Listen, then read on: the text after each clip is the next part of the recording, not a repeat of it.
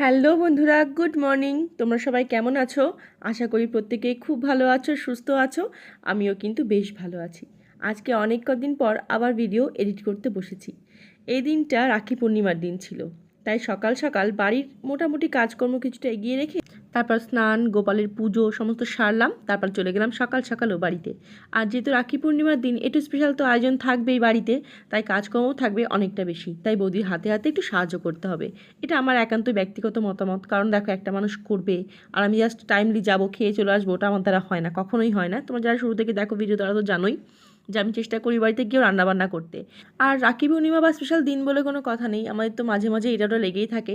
তখন চেষ্টা করি রান্নাবান্নার দায়িত্বটা নিজে কিছুটা নেওয়ার, আর বৌদিও সাহায্য করে অনেকটাই, গুছিয়ে টুছিয়ে দেয় বা বৌদি কোনো একটা কিছু করে, এইরকম আর কি। দুজনেই মিলেমিশে আমি কাজকর্ম করি। আর এখানে দেখো আজকে আমার বাবাও কিন্তু হেল্প করছে। তবে আজকে বলে কথা না, বাবা কিন্তু সবসময়তেই মাকে সাহায্য করে, যখন বাড়ি থাকে তখনই সাহায্য করে সবজি টবজি কাটতে, শাক পাতা বাছতে, এগুলো আর কি। আর আমাদের বাড়িতে না শাক পাতাটা খুব খাওয়া হয়, এর জন্য শাক পাতা বাছতে তো সময় লাগে, একার পক্ষে মুশকিল। আর বৌদি সকালবেলা বাড়ি থাকে না, কারণ পান্তু ওখানে স্কুলে যায়, এর জন্য কিন্তু তখন মা আর বাবা মিলে সমস্ত কাজ গুছিয়ে রাখে। আর সত্যি কথা বলতে বলতে লজ্জাও করে যে সমাজে বা যে যুগে আমরা বাস করি, এখানে ছোট বাচ্চা হোক বা বড় হোক, যা হোক, ছেলে মেয়ে চোখে চোখে রাখাটাই ভালো। তাই বৌদি একেবারে পান্থকে স্কুলে নিয়ে গিয়ে বসে থাকে, একবারে ছুটি হয়ে যায়, তারপর 9টা সাড়ে 9টার সময় একবারে নিয়ে বাড়ি ফেরে। আর যেহেতু পান্তুর মর্নিং স্কুল, তাই কিন্তু এইটুকু করতেই হয়। আর ততক্ষণে কিন্তু বাড়ির কাজ অনেকটা এগিয়ে যায়। কখনো কখনো বৌদি রান্নাবান্না করে, আর কোনো কোনো দিন মাই সব রান্নাবান্না সেরে ফেলে। তো যাই হোক, অনেকগুলো কথা তোমাদের সঙ্গে শেয়ার করলাম আজকে। আর এ দেখো চলে এসেছে দাদার দোকান থেকে। আজকে সকাল সকাল ওকে আসতে বলেছিলাম, গতকালকে সন্ধ্যাবেলায় আমরা বেরিয়েছিলাম, আমি, বৌদি, পান্তু, দীপন মিলে রাখি কিনতে। রাখি, মিষ্টি আমরা সব গতকালকেই কিনে নিয়ে চলে এসেছিলাম, কারণ যা ভিড় পড়ে মিষ্টির দোকানগুলোতে এই দিনে, বুঝতেই পারো। এর জন্য গতকালকে সমস্ত গুছিয়ে রেখেছিলাম। তখনই কিন্তু ফেরার সময় দাদার দোকানে গেছিলাম, আর তখন বলেছিলাম যে সকাল সকাল বাড়ি চলে যাবি, আর তাই কিন্তু আজকে একটু আগেই চলে এসেছে বাড়িতে। আর এই দেখো এখানে আমার ছোট বাবা আমাকে সাহায্য করছে। আমি বললাম, বাবু একটা কাজ কর, সব লেচিগুলোকে পাকিয়ে দে, লুচির যে লেচি হয় সেগুলোকে ভালো করে গোল গোল পাকিয়ে দে। তো আমাকে সেটাই করছে। তাই আমি বলছি, দেখেছিস কত সাহায্য হচ্ছে, তুই সবাইকে সাহায্য করবি। তো আমাকে বলছে, আমাকে তো কেউ সাহায্য করতে বলেই না। আসলে কি, সবাই তো চাই নিজের ছেলে মেয়েকে যতটা কষ্ট কম দেওয়া যায়, কিন্তু তবু আমাদের বাবু অনেক কাজ করে গো। টুকটাক জিনিস আনতে, দোকান যাওয়া, বোনকে পড়তে দিয়ে আসা, নিয়ে আসা, যত রাতই হোক না কেন, নিজের পড়াশোনা করা, নিজের টিউশন যাওয়া, তারপর দোকানে, যে বাবার দোকানে মানে দাদার দোকানে আর কি, সব সময় চা পাতা আগিয়ে দেওয়া, যত গরম হোক বৃষ্টি হোক সব সময় ওকে দুবেলা দোকানে যেতেই হয়। তারপরে দুধের প্যাকেটগুলো বাড়িতে নিয়ে আসা, তারপরে অনেক রকম কাজ ওকে করতে হয়। এগুলো সবই ও করে, এর জন্য হয়তো ঘরের কাজে সেরকম ওকে প্রেশার দেওয়া হয় না। কিন্তু আমি মনে করি ছেলে মেয়েকে সবই অল্প অল্প করে শেখানো উচিত, ছেলে হোক বা মেয়ে হোক, প্রত্যেকেরই না ঘরের কাজ সব জানা উচিত, তাই না বলো? যাতে সবাই একসাথে কাজগুলো করতে পারে, সারতে পারে, কারোর উপরই কোনো পরবর্তীকালে প্রেশার না হয়। কারণ একদিন তো ওরও বিয়ে হবে। আমিও চাই যে ওর যে বউ আসবে, আমাদের যে আরেকটা মেয়ে আসবে, সে যেন সবসময় ওর থেকে সাহায্য পায়। কারণ প্রত্যেকটা মেয়ের কাছে স্বামীর সাপোর্ট সব থেকে বড়। তো এর জন্যই আমি চাই যে আমাদের বাবু যেন সবসময় সব কাজে পারদর্শী হয়। যেমন আমাদের বাবা, আমার দাদা, আমার হাজবেন্ড, সবাই সব রকম কাজই পারে। কেউ না কোনো কাজে না বলবে না যে এটা তো আমি পারবো না, এসব কোনো ব্যাপার নেই। আমাদের বাড়িতে সবাই সব কাজ করতে পারে। আমার দাদা কিন্তু খুব সুন্দর রান্নাবান্না করতে পারে, তোমরা সবাই শুনলে অবাক হবে। ছোটোবেলায় কিন্তু অনেক রান্নাবান্না করতো, যখন মার শরীর খারাপ থাকতো বা এমনি সময় তো ও মাটন, তালের বড়া ভাজতে পারে ভালো, সব কিছুই ও মোটামুটি রান্নাবান্না করতে পারে। আমার হাজবেন্ড তো রান্না করতে পারেই আর কি। তো এ দেখো কথায় কথায় সমস্ত লুচিগুলো ভাজা হয়ে গেছে। আর আজকে বাড়িতে লুচির মেলা, প্রচুর লুচি ভাজা হয়েছে আজকে। সবাই এখন ব্রেকফাস্ট করা হবে। আর একটা নিয়মের জন্য রাখিটা আমি এখনই বাঁধবো না, রাখি বাঁধবো দুপুর 1টার পরে। হয়তো অনেকেই এই নিয়মটা জানো, বা হয়তো অনেকেই এই বছর এই নিয়মটা পালন করেছো, তাই আমিও করেছি। তাই এখন সবাই ব্রেকফাস্ট মোটামুটি খেয়ে নেওয়া হবে, তারপরে সঠিক সময়ে নিয়ম করে রাখি পূর্ণিমাটা করা হবে। আর এই দেখো এখন সবাইকে ব্রেকফাস্ট দিয়েও দিয়েছে, এখন সবাই মজা করে আমরা খাবারটা খাবো। চলো খাওয়া যাক, সবাই একসাথে বসি অনেকদিন পরে। সবাইকে টাউনটা দাও, আস্তে আস্তে আগে আয়, আস্তে। মা কই গেল? মা কোথায়? কন্ট্রোল ভিডিও নিও কিন্তু মিষ্টি ডান্ডি সবার জন্য। আমরা খুব ভালো মিষ্টি এরকম। ঘুরে বসো, বাবাই খাইয়ে দেবে।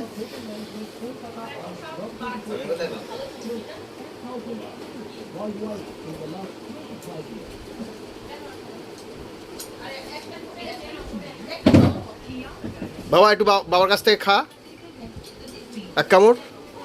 এপাশে আয়।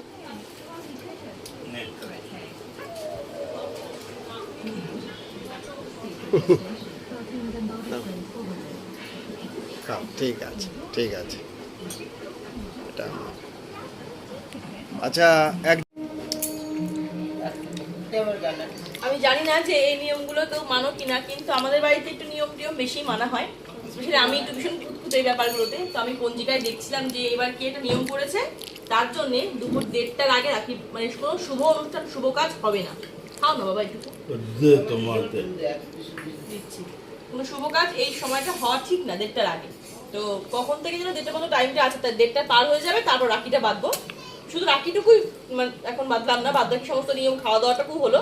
মানে যেহেতু রাখিটা শুভ জিনিস, শুভ ভাইয়ের মঙ্গল কামনায় রাখি বাঁধা হয়, বা অপোজিট সাইডে ওটাও সত্যি যে ভাই ও বোনের প্রোটেকশন সারা জীবন আঁকড়ে রাখবে, সেই একটা ভরসার জায়গা থেকে রাখি বন্ধনটা আমরা পালন করি। আমি তো তাই মনে করি জিনিস, তো এখন সেটা বাঁধবো না বা করবো না, সেটা 1:30টা বাজবে, তারপরে কোনো দুটো বা দুটোর সময় বেঁধে নেবো। আমার ভাই খুলেছেন কিন্তু আমি আসার পর বুঝতে পারছিলাম না কোনটা আমার কোনটা ভাই। আর এটা ভাই এটা আমার মনে হয়। হ্যাঁ এটা আমার। ভাইয়ের জন্য এনেছো? এটা আমি ভাইকে পড়াবো। আর এইটা হলো আমি দাদা ভাইকে পড়াবো। আর এটা পিসি বাবার জন্য কিনেছে, এটা আমি এটা আবার দাদার জন্য আমি পড়াবো।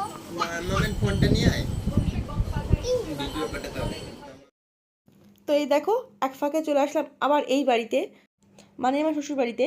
কারণ পান্তু এখন তার গোপাল ভাইকে রাখি বাঁধবে। আর এ বাড়িতে কিন্তু ভাই ফোটার কোনো নিয়ম নেই শ্বশুর বাড়িতে, কিন্তু রাখি পূর্ণিমা নিয়মটুকু আছে। বাট দিদি কিন্তু আসতে পারেনি, আমার ননদ যা আসবে সে তার সময় হয়নি, সে আসতে পারেনি। আর তারও তো একা হাতে সংসার, বুঝতেই পারো প্রচুর কাজকর্ম থাকে, এর জন্যে সে কিন্তু আসতে পারেনি।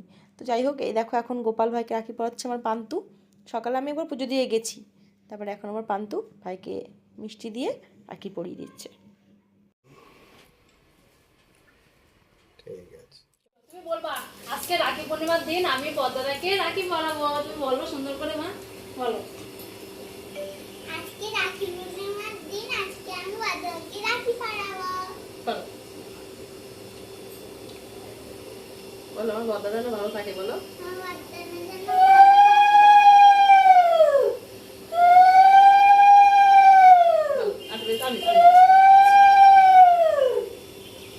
বাবা বদ্দাকে মাম দাও, আমি দাও। আই দাও মা। তুমি কি দেবা বুনুকে? এটা দেবে, মুখে দাও। এর মিষ্টি খাই দাও। এবার দাও মা। আমি খাবো না। তুমি বদলদারে কি দিছো? ওই যে রাখি বেঁধে দিলাম, বলো। আমি আর কি।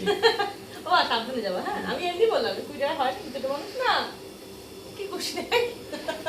এবার আমি বাঁধবো। বাবু কই? চাঁদ দেখ না বাবার এই ফোনে আমি কিচ্ছু বুঝি না। ওই ফোনটা এই যে এখন আমাদের রাখি পর্ব, এখন আমাদের রাখি পর্ব হবে। আমি তোমাদের সকালেই বললাম যে আমাদের এবার রাখিটা একটুখানি দেরি করে পড়াবো। সব নিয়ম টিয়ম খাওয়া দাওয়া হয়ে গেছে, শুধু 5 রকম 6 রকম মিষ্টি সেটা এনেছিলাম, সেটাই শুধু রাখা।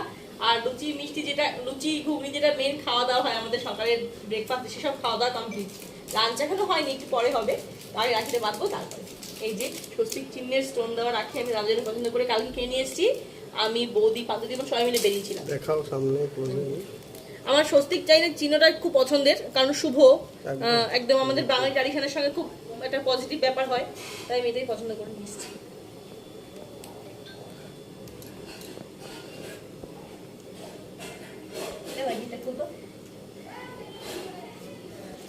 আর ওদিকে আগে ওয়েট করছে পান্তু দীপন, তারপরে ও না, ও ওয়েট করছে চকলেটের জন্য, তাই না? ও ওয়েট করছে দাদা ভাইয়ের কাছ থেকে চকলেট। ও উঠতে উঠতে বলছে দে।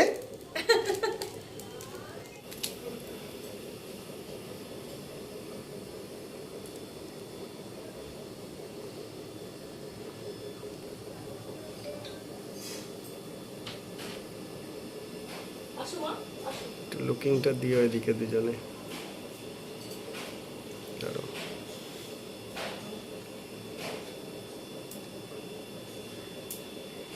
পাদে পাদে পাটা লুকানো। স্টিল নেবো, হ্যাঁ।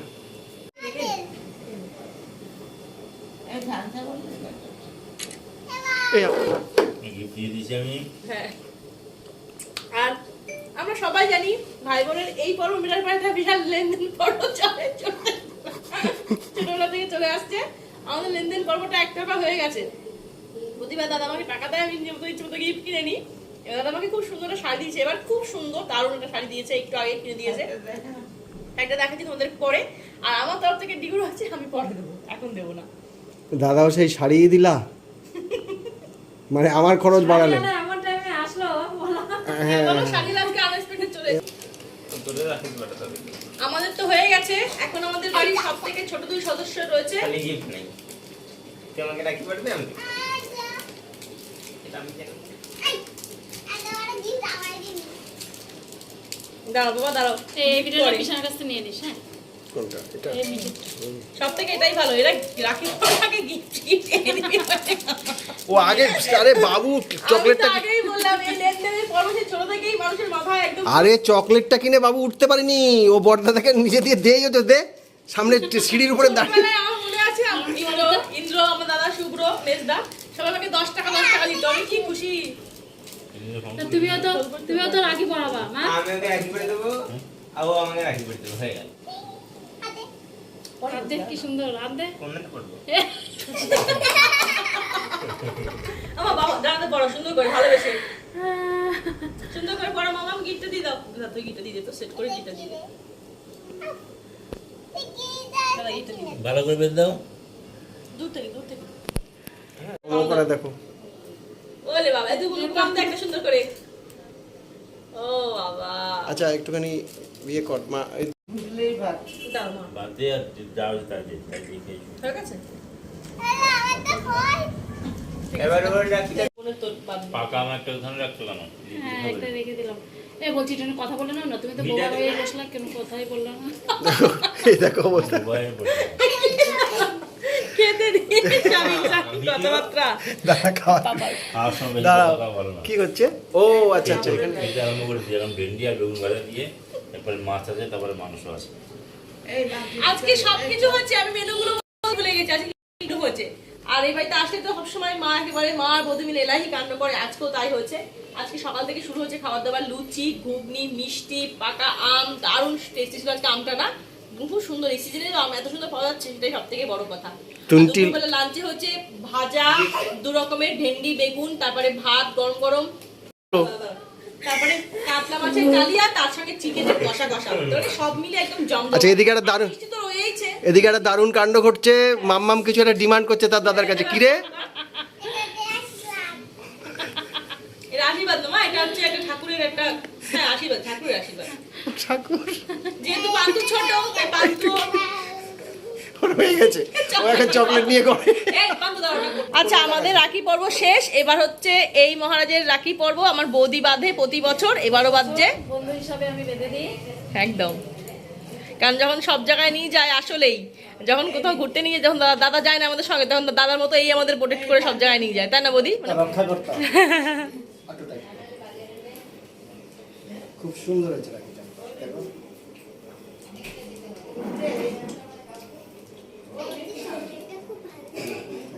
একটা মিষ্টি খাওয়া দেবো। হ্যাঁ হ্যাঁ, তুমি দেখাও।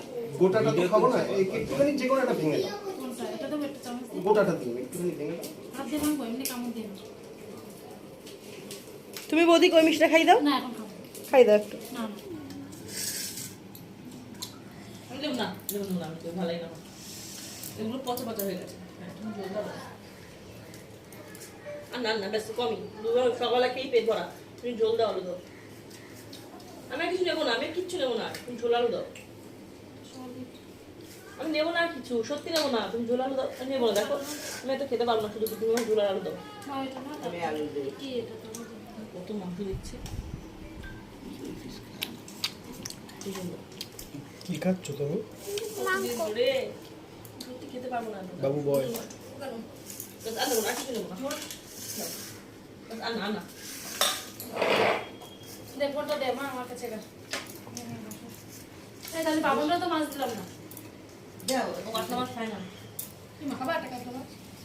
কাতলা মাছ খায় না? না, রুই মাছ খায়, রুই। থাক, এখন মজা হলে খেতে। এই দেখো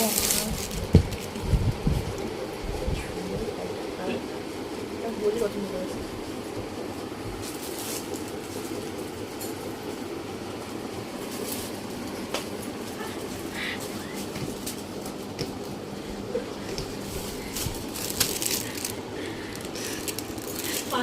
আমাদের বাড়িতে সম্ভব কেমন করে সাপ বুঝতে পেরেছি আমি ছবিটা তুলছি তাই আস্তে আস্তে বাবা ঘুমাচ্ছে চাকরি রাখতে ভালো লাগে খেয়াল রাখ এবারে তুমি এদিন পড়ো না পছন্দ করেছো তাই তো হয় আমাদের তাই কিন্তু তুমি নিয়ে পড়োই অসুবিধা নেই দিওয়াইতে পড়া হয়ে যাবে তো হলদিন কাজে ঘর না একদিন বাড়িতে আরামসে পড়া হবে কার লাগে না আর এটা এটা এটা খুব সুন্দর না খুব সুন্দর ব্লগ কিন্তু ব্লগ পিঙ্ক প্লাস অনেকগুলো আছে আমার শুধু পা দিয়ে ভালো সব দিয়ে একটু অন্য রঙের অন্য কিছু আনেনি একটা এখানে তো নিজেদের লোক আছে এগুলো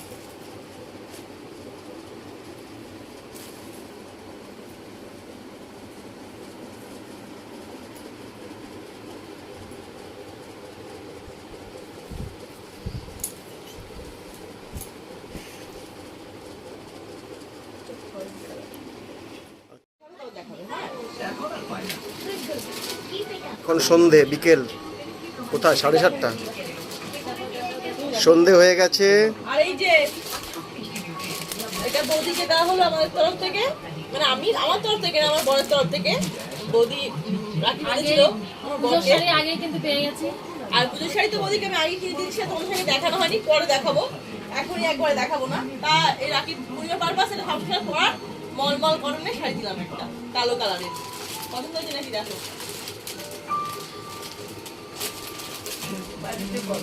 হ্যাঁ ওই বাড়িতে মনে হয় দিদিমা পড়বা হ্যাঁ বৌদি আজ দিতে যাবো এখানে দিদিমা পড়বো